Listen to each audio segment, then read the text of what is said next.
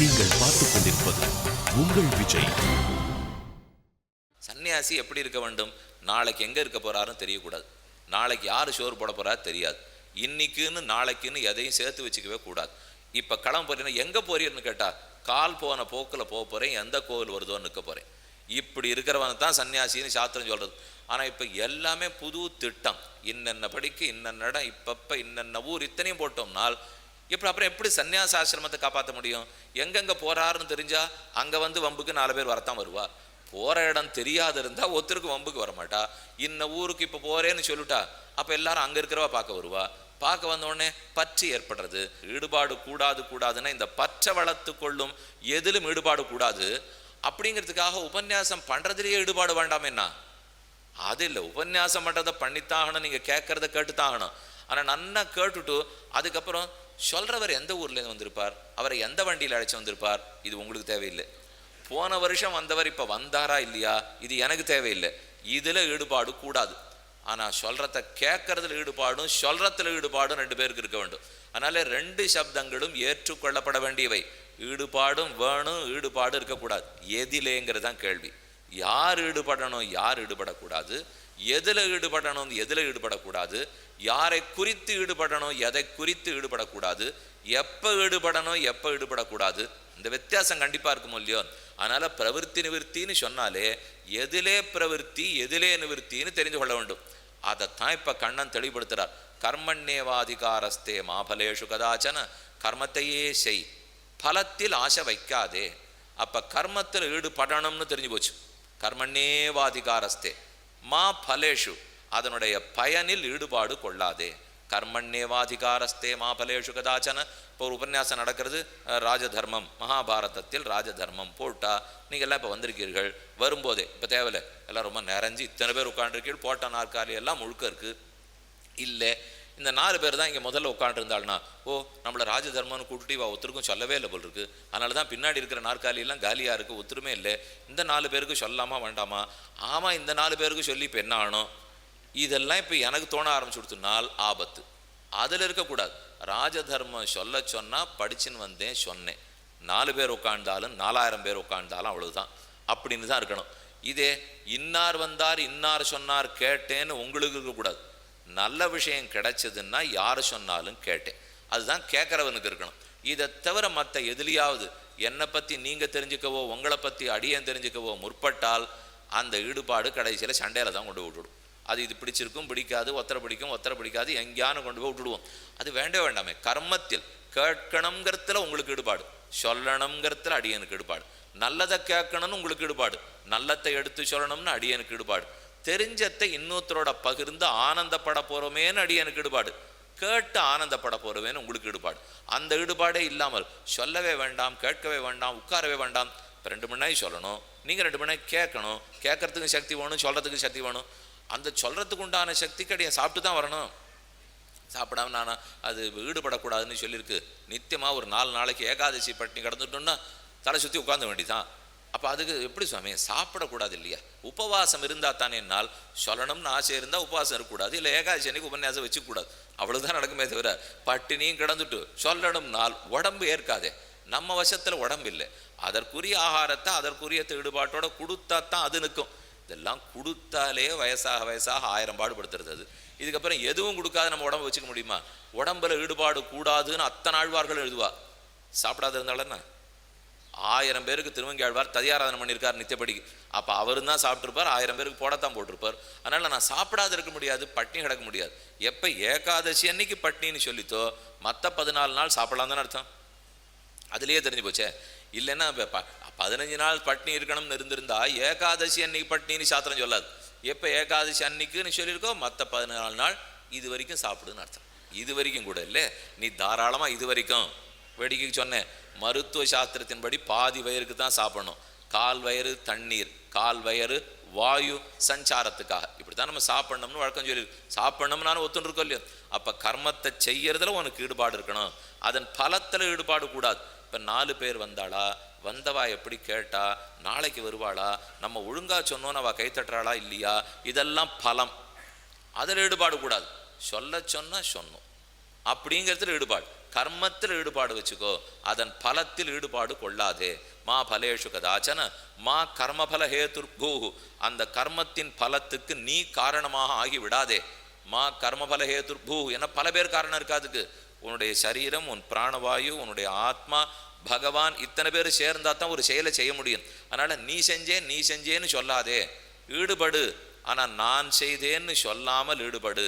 கர்மண்யேவாதிகாரஸ்தே மா பலேஷு கதாச்சன மா கர்ம பல ஹேதுர்பூ, கர்ம பலத்துக்கு நீ ஹேத்துவா இருக்காதே. மாதே சங்கஹா அஸ்து அகர்மணி, இதான் ரொம்ப ஆச்சரியமான பாதம். உனக்கு செயலின்மை, பேசாமல் இருக்கிறது, ஈடுபாடின்மை, நிவிருத்தியில் உனக்கு சம்பந்தமே இருக்கக்கூடாது அர்ஜுனாங்கிறார் கண்ணன். பிரவிற்த்தியில தான் உனக்கு சம்பந்தம் இருக்கணும், நிவிருத்தி மார்க்கத்தில் நீ ஈடே படாதே. அர்ஜுனன் எழுந்தே உட்கார்ந்து விட்டார். கண்ணா, நீ தானே எல்லாத்தையும் விட்டுட்டு சரணாகதின்னுவே, இப்போ ஏது என்னை பார்த்து பண்ணாதேன்னா அது உனக்கு அர்ஜுனா. நான் சரணாகதி வேற சில பேருக்கு வச்சிருக்கேன், உனக்கு சொல்றத நீ கேட்டுக்கோ. நீ ராஜா, உன்னை பார்த்து 100 பேர் பின்தொடர போறான்.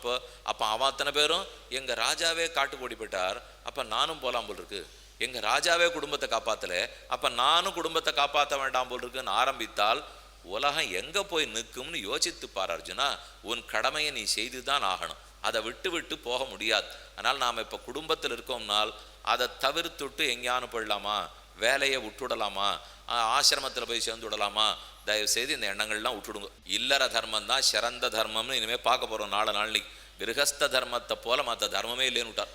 அதுக்கு ஒரே இந்திரனுடைய உரையாடல், பறவைகள்லாம் பேசுகிறது, எத்தனை கதை சொல்கிறார் தெரியுமோ. கிரகஸ்த தர்மம் தான் சிறந்தது.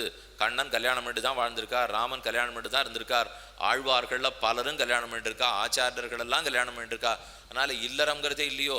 இவ்வளோ ஆன்மீகம்னு சொன்னாலே சன்னியாசி பிரம்மச்சாரிக்கு தான் இடம் போல் இருக்கு, மற்ற பேருக்கு வேலை இல்லையா? இல்லவே இல்லை. குழந்தையிலேருந்து பெரியவா வரைக்கும் எல்லாருக்கும் இடம் உண்டு, ஆணுக்கும் உண்டு பெண்ணுக்கும் உண்டு.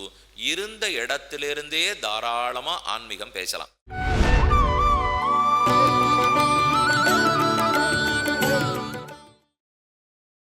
நீங்கள் பார்த்துக் கொண்டிருப்பது உங்கள் விஜய்.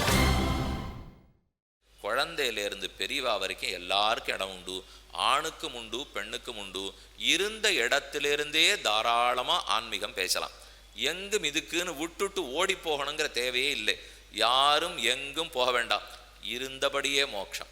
நாம் எங்கே இருக்கிறோமோ, எந்த ஆசிரமத்தில் இருக்கிறோமோ, எந்த வர்ணத்தில் பிறந்திருக்கோமோ, 4 வர்ணங்கள் 4 ஆசிரமமும் இல்லையோ, 4 வர்ணத்தில் பிறந்தவாளுக்கும் மோட்சம் உண்டு, 4 ஆசிரமத்தில் இருந்தவர்களுக்கும் மோட்சம் உண்டு, இருந்தபடியே முக்தி. ஆனால் எந்த ஒழுக்கத்தை கடைப்பிடிக்க வேண்டும்ங்கிறதான் கேள்வி. பக்தி இருந்தால் மோட்சம் போகிறோமே தவிர, அந்த பக்தி குரங்குக்கு இருந்தாலும் மோட்சம், யானைக்கு இருந்தாலும் மோட்சம், அணிலுக்கு இருந்தாலும் மோட்சம், அசுரனுக்கு இருந்தாலும் மோட்சம், ராட்சசனுக்கு இருந்தாலும் மோட்சம். அதுதான் இந்த சனாதன தர்மத்தினுடைய ரொம்ப ஆச்சரியமான கருத்து. ஒத்தை அது வித்தியாசப்படுத்தாது. ஏன் ஒரு பறவை ஜட்டாயுவுக்கு ராமன் மோட்சம் கொடுக்கலையா? அப்பேற்பட்ட கஜேந்திரன் யானை வா அப்படின்னு பெருமான் அதுக்கு கொடுக்கலையா? அசுரன் கண்ணனை எப்போ பார்த்தாலும் வச்சுட்டு இருக்கான். சிசுபாலன் கடைசி நிமிஷத்தில் சிசுபாலன் மோட்சத்துக்கு போடலையா? விபீஷணன் ராட்சசன், அவனை ராமன் தன் திருவடிகளில் சேர்த்து கொள்ளலையா? அப்போ இன்னார் இணையாருங்கிற வித்தியாசம் இல்லாமல் அனைவரும் செல்லலாம். அப்போ பிரவிற்த்தியா நிவிற்த்தியா ஈடுபட்டுத்தான் தீர வேண்டும். என்ன ஈடுபாடுனால் அதுக்குன்னு சங்கத்தை பற்றுதலை வளர்த்து கொள்ளாமல் ஈடுபட வேண்டும். ஈடுபடாதே நிவிற்த்தினால் பற்றுதலை வளர்த்துக்காதே, ஆனால் காரியத்தை செஞ்சுட்டே இருக்கணும். இதை ஏன் தெரியுமா பெரியோர்கள் சொல்லி வச்சிருக்கா? பற்றுதலோடு ஒரு காரியத்தை செஞ்சா தப்பிடுவோம், பற்றுதல் இல்லாமல் ஒன்றை செஞ்சா இன்னும் நன்னா செய்வோம். நீங்களே யோசிச்சு பாருங்க, நம்ம அப்பாவுக்கு உடம்பு சரியில்லை, நெஞ்சு வலிக்கிறது, மாரடைப்பு, நாம் அழைச்சின்னு போனால் பதட்டத்தில் இங்கே போடுவோம் அங்கே போடுவோம், வண்டி பிடிக்க தெரியாது, வைத்தியரை கூப்பிட்றதுக்கு உண்டான தொலைபேசி எண்ணிக்கை கூட ஒழுங்காக வராது, எடுத்த பொருள்லாம் கீழே விழும், எல்லாம் தப்பு தப்பாக இருக்கும். அதே அந்த சமயம் நண்பன் 10 வீட்டுக்கு அண்ணன் இருக்கா, அவன் உதவுறதுக்காக வரான். வந்தவன் துல்லியமாக கூப்பிட்டான், வண்டியை வரவழைச்சான், ஏற்றி உட்காத்தினான், நேராக போய் மருத்துவமனையில் சேர்த்தான். வைத்தியரை கூப்பிட்டு என்னென்ன வேணும்னு சொன்னால் மாத்திரை வேணும் தான் கொடுத்தான். 2 நாள் கூடவே இருந்தால் 48 மணி நேரம் அப்பா படைச்சிட்டார். அவர்கிட்ட காலில் விழுந்து கூட, பா நல்ல வேலைப்பா நீ பண்ணி கொடுத்த, எனக்கு ஒத்தரையும் கூப்பிட்றது கூட இல்லை, கை கால் பதறி போய் என்ன பண்ணுறேன்னே தெரியல, ஆச்சு முடிஞ்சு போச்சு. 2 மாதம் கழிச்சு அவன் அப்பாவுக்கு மாரடைப்பு. இப்போ எங்கள் அப்பாவுக்கு வந்தாப்பாரு, அவன் அப்பாவுக்கு, அவனுக்கு ஒரே பதட்டம், பதறி போயிட்டு யாரை கூப்பிட்றது தெரியல, வண்டி எப்படி கூப்பிட்றது தெரியல, எங்கே இருக்குன்னே மறந்து போச்சு. நான் இங்கேருந்து ராஜ நடப்பட்டு போய் எல்லா ஏற்பாடும் பண்ணி அவன் பண்ணா போலையே வைத்தியசாலைக்கு கூட்டின்னு போய் மொத்தத்தையும் பண்ணி 48 மணி நேரம் கடு தாண்டி எடுத்து கவலைப்படாது அப்படின்னு வைத்தியர் சொன்னேன். அவன் என் கையை பிடிச்சிருந்தான். இதை காலாக நினைத்துக்கொள் நண்பா, நல்ல வேளை நீ இவ்வளோ தூரம் எனக்கு நல்லது பண்ணி கொடுத்தியே. அப்போ தான் 2 பேரும் பேசிட்டோம்.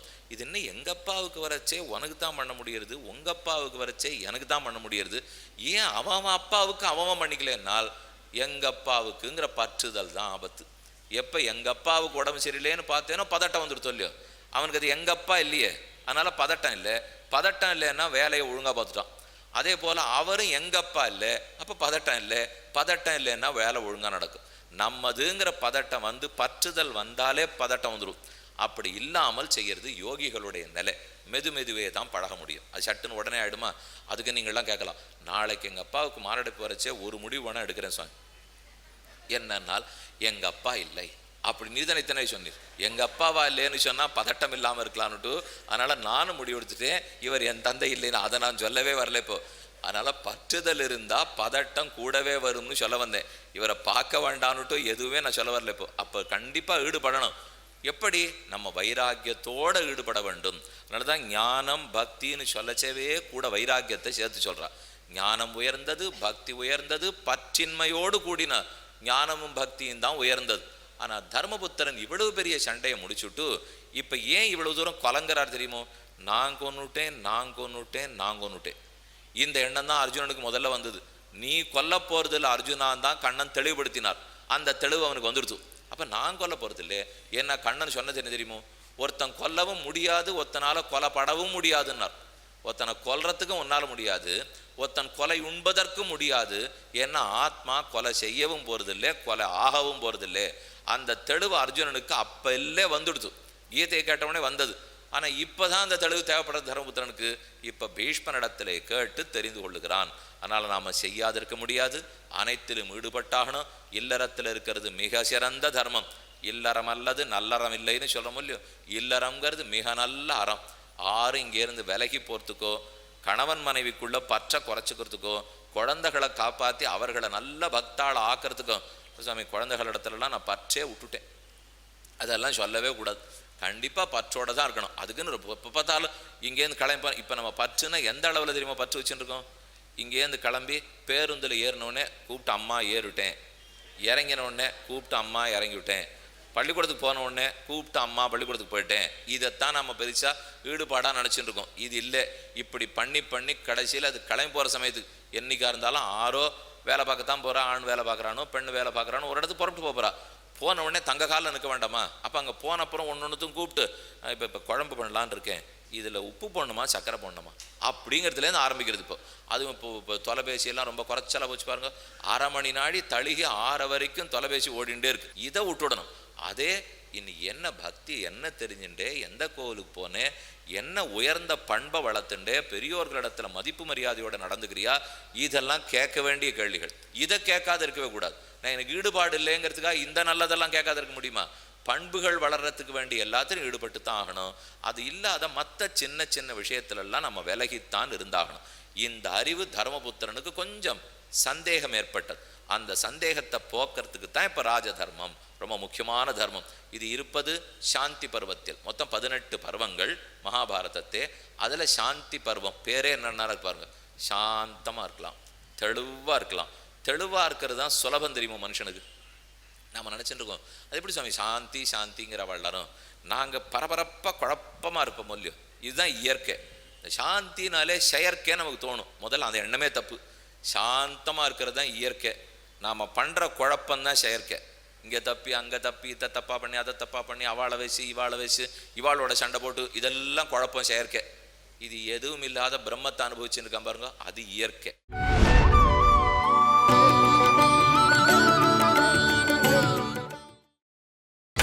நீங்கள் பார்த்துக் கொண்டிருப்பது உங்கள் விஜய். நாம் நினைக்கிறது பற்ற விட்டுட்டு வாழறதுங்கிறது ரொம்ப கஷ்டம். இல்லவே இல்லை, பற்றோட வாழறது தான் கஷ்டம். நீங்களே யோசிச்சு பாருங்க, எத்தனை பேர் கல்யாண பத்திரிக்கை உங்களுக்கு வருது? ஒரு நாளாக நம்ம நினச்சதில்லை. அவன் எல்லாரும் அனுப்பிச்சிட்டு போலேன்னா வேற எல்லாம் குத்தம் சொல்கிறா. 2 பேர் போனோம்னா ஏன் 4 பேர் குடும்பத்தோடு வரலைங்கிறா. நாள் ஜான்வாசத்துக்கு போனால் ஏன் முந்தா நாளாக வரலைங்கிறா. என்ன பண்ணாலும் இதுக்காக பதிலே சொல்ல முடியல சாமி. சில சமயம்லாம் பார்த்தா இந்த உறவுக்காரா மொத்த பேரையும் விட்டுட்டு கிருஷ்ணா ராமா கோவிந்தான்னு இருந்தால் தேவையில்ல போல் இருக்குன்னுவா. யாரோ இத்தனை நாளாக பிடிச்சிக்கோன்னு சொன்ன மாதிரி. யாரும் சொல்லவே இல்லை. இவருக்கு வயசு 80 ஆயிடுத்து, இனிமேல் இவரால் போக முடியல, இல்லைன்னா இவர் பந்தல் வாழை மரம் கட்டச்சேவே இவர் படுவர். அப்படித்தான் இத்தனை நாள் போயிட்டு இருந்தார். அதனால நமக்கும் கொஞ்சம் ஒரு வயசான பிற்பாடு தான் பற்று விடணும்னு வருது. விடுறதுன்னு தப்பில்லை, சின்ன வயசுல பற்றி கொண்டதுன்னு தப்பில்லை. இதை தெரிஞ்சுட்டு நாம தான் மெதுவாக விட்டு விலக வேண்டும். செய்யறத செஞ்சுட்டு தான் இருக்கணும். ஆனால் பற்றுதல் இல்லாத பற்றோட செஞ்சோம்னால் காரியம் சிறக்காது. அது இல்லாமல் செய்ய வேணும். இந்த விஷயத்தை பீஷ்மாச்சாரியர் சொல்லிக் கொடுக்க போறார். இதனுடைய தொடக்கம் ஸ்திரீ பர்வாவுக்கு பிற்பாடு தான் சாந்தி பர்வா வருகிறது. ஸ்திரீ பருவத்தில் கர்ணனுடைய மனைவிகள் கூட இருக்கிற மற்ற பெண்கள் எல்லாரையும் அழைத்து கொண்டு போய் தண்ணீரில் ஜலதர்ப்பணம் செய்து இறந்த மரித்த தன் அண்ணனுக்காக வேண்டிய கிரியைகளை தர்மபுத்திரன் முடிக்கிறான். அதை முடித்த சமயம் அவன் உள்ள ரொம்ப கனமாக போச்சு. எதுக்காக இதை போல என் அண்ணனையே கொல்ல வேண்டியதாக போச்சு? இந்த கர்ணன் எங்கள் அண்ணன், அதோட இல்லை இந்த துரியோதனன் மொத்த பேரும் கூட பிறந்தவா தானே. எல்லாரும் கௌரவர்களுடைய குலத்தே இல்லாதன்னு ஆக்கிட்டேனே, குலத்தை அழிச்சவனுக்கு நரகம்னு வேற சொல்லியிருக்கே. கண்ணன் சொன்னாருங்கிறதுக்காக இத்தனையும் பண்ணிவிட்டோமே என்ன? அவர் உள்ளத்தில் கலக்கம். கலங்கி ஓரிடத்தில் அமர்ந்தார். அப்போ அவர் கலக்கத்தை தெளிய பண்ணுறதுக்காக நாரதர் முதலான ரிஷிகளெல்லாம் அந்த இடத்துக்கு வருகிறார்கள். வந்தவாள் இடத்துல ஓன்னு அழுகிறான் தர்மபுத்திரன். க்ஷத்ரிய ராஜா சக்கரவர்த்தி நாளைக்கு வந்தால் நாட்டை ஆளணும், இவனை நம்பித்தான் கோட்டானு கோடி மக்கள் காத்துருக்கா. அவன் அழறான், நான் இனிமே இங்கே இருக்கிறதா இல்லை, ஏன் இதை போல தப்பு பண்ணிட்டேனோ, என் தாய் தான் கர்ணனை பற்றின உண்மையை கூறாமல் எங்கிட்ட மறைச்சுட்டா, அவள் எப்போ இதை ரகசியமாக வச்சு மறைச்சாலோ இப்போ நான் சாபம் கொடுக்க போகிறேன், இனிமே பெண்கள் உள்ளத்தில் எந்த ரகசியமும் தங்காதுன்னு அவன் தான் சாபம் கொடுத்தான். அடி எனக்கு தெரியாது அது தங்கிட்டு இருக்கா இல்லையாங்கிறது விசாரம். இப்போ இந்த உபன்யாசக்கு அது தலைப்பு இல்லை, அதுக்கு நான் வரவும் இல்லை இப்போ. ஆனால் தர்மபுத்திர சாபம் கொடுத்தாங்கிற செய்தியை மட்டும் உங்கள்கிட்ட சொல்கிறேன். அவன் சொன்னது, எப்போ இந்த ரகசியத்தை வச்சு என்னுடைய தாய் கெடுத்துட்டாலோ அதனால் பெண்கள் உள்ளத்தில் இனிமேல் ரகசியமே தங்காது. எதுவாக இருந்தாலும் அவள் உடனே சொல்லிடுவா, உங்ககிட்ட மட்டும்தான் சொல்லியிருக்கேன்னு சொல்லிட்டு ரகசியம் சொல்லணும். நான் யார்ட்டான்னு சொன்னேன்னா கூட இது யார்ட்டையும் சொல்லாதீங்க, உங்ககிட்ட மட்டும் சொல்லியிருக்கேன் அப்படின்னு வரிசையாக சொல்லிட்டு வந்துட்டோன்னு வச்சுங்க. அப்போ எல்லார்ட்டையும் சொன்னதான் அர்த்தம் ரகசியம் தங்கவே கூடாதுன்னு தர்மபுத்திரன் சாபம் போட்டார். இது நடந்தது என்னான்னு அடுத்தது இந்த பருவா முடிஞ்சுது. அமர்ந்தார்கள். காட்டில் மொத்த ரிஷிகளும் கூடி வந்திருக்கா. இந்த சாந்தி பருவத்தில் மட்டும் ஒரு பெருமை, இதில் 3 உபபர்வங்கள், ஒரு பர்வத்துக்குள்ள உபபர்வம்னு இருக்கும். இந்த சாந்தி பருவத்தில் 3 உபபர்வம், ராஜ தர்மம், ஆபத் தர்மம், மோக்ஷ தர்மம் என்ன 3. 3த்துக்குமே பர்வான்னு பேர் வரல பாருங்க.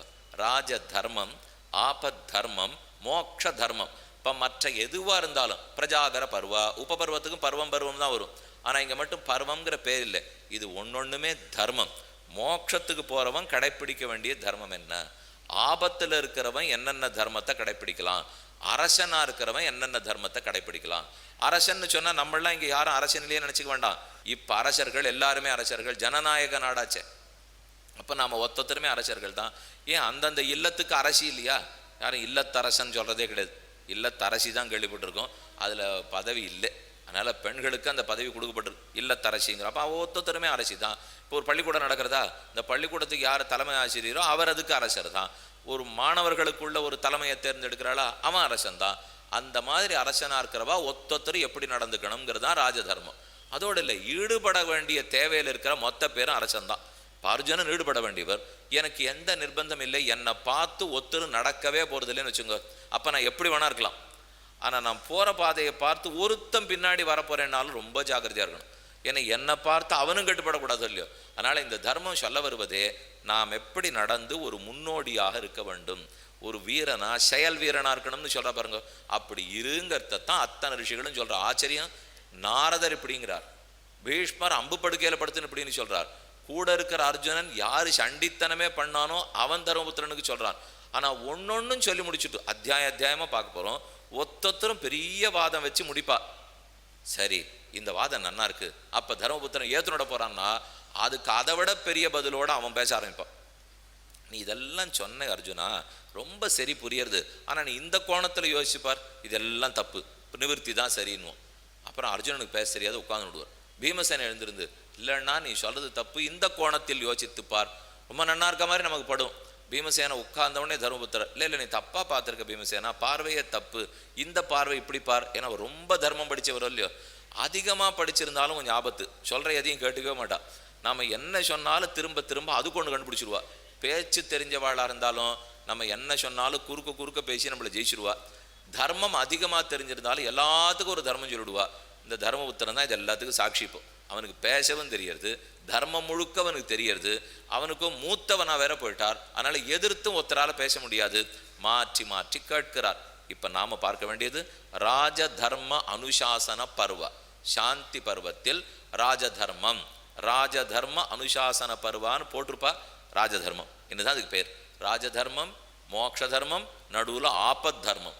இந்த ராஜதர்மத்தின் ஓர் பகுதி பரதனிடத்தில் ராமன் கேட்கிறார். சித்திரகூடத்துக்கு பரதன் வந்து நாட்டை சமர்ப்பிச்சார். அப்ப ராமன் பரதனிடத்தே, நீ ராஜாவா அரசாட்சி புரிஞ்சுட்டு இருப்பியே, இப்படி பண்றியா இப்படி பண்றியா இப்படி பண்றியான்னு அத்தனை கேள்வி கேட்கிறார். அப்போ பரதன் எல்லாத்துக்கும் பதிலே சொல்லலை. அவன் ராஜாவே ஆலையே, இவர் ஏதோ ராஜா ஆயிட்டதான் நினைச்சு நீ இத்தனை கேள்வி கேட்டுருக்கா. இல்லை ராமா, நான் அதெல்லாம் ஆகவே இல்லைன்னு அப்புறம் தான் உண்மையே சொன்னான்.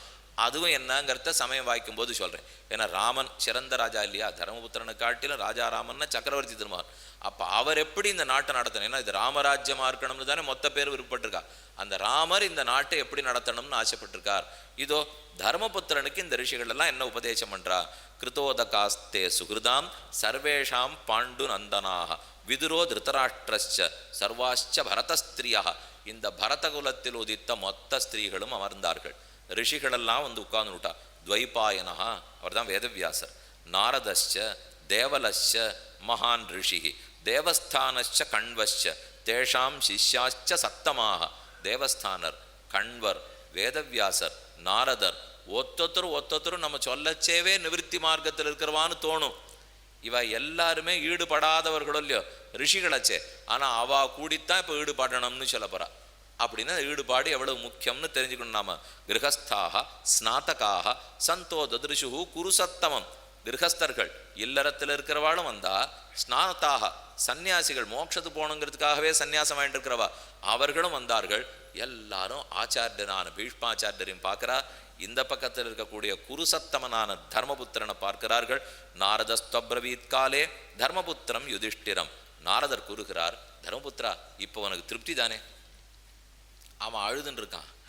நேரம் அவனை பார்த்து, தர்மபுத்திரா ரொம்ப திருப்தியா இருக்கோ இல்லையோ, உனக்கு வேண்டிய ராஜ்யம் இப்போ கிடைச்சுடுத்தே, எல்லா சுகபோகங்களும் ஒண்ணுதானாச்சே, இனிமே நிஷ்கண்டகமா நீ இந்த நாட்டை ஆளலாமேனால் அவனுக்கு இன்னும் கோபம் அதிகமாகப்படுத்து.